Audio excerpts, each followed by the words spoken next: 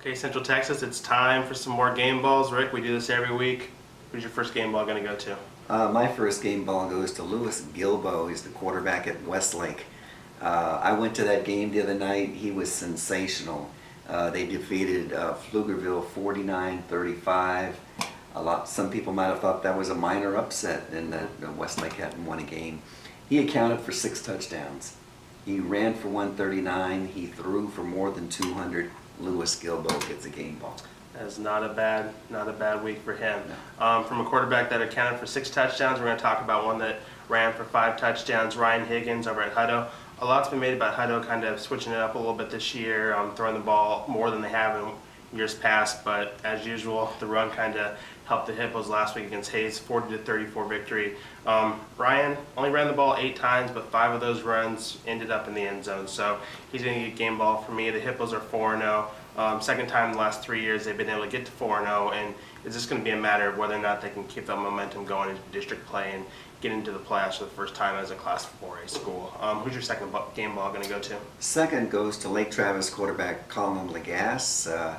I probably wouldn't have said that before the season. As you know, Michael Brewer missed his 2nd straight game with an injured shoulder. At least that's what I've been told.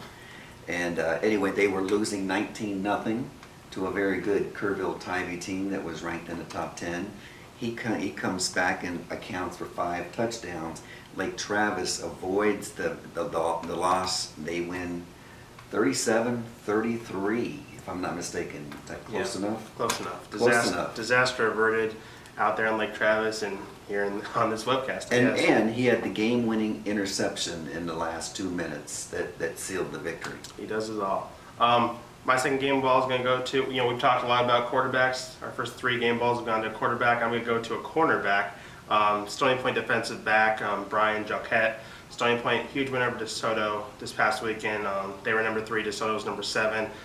Stony Point had kind of a weak district schedule, so this win was big, kind of sent a message to the state that they're legit, that they can make another run to the state semifinals. And all Brian did was he got 2 interceptions in the second half. DeSoto kind of had their way with the Stony Point secondary in the first half, so whatever Coach Cheshire told them at halftime kind of worked, because that defense came fired up and they were not allowing anything to a talented DeSoto team that has 3 wide receivers who are going to be playing college ball next year. So very talented team. Stony Point shut him down, and Brian's 2 interceptions are going to give him a game ball. That was a statement game for Stony Point. Very big.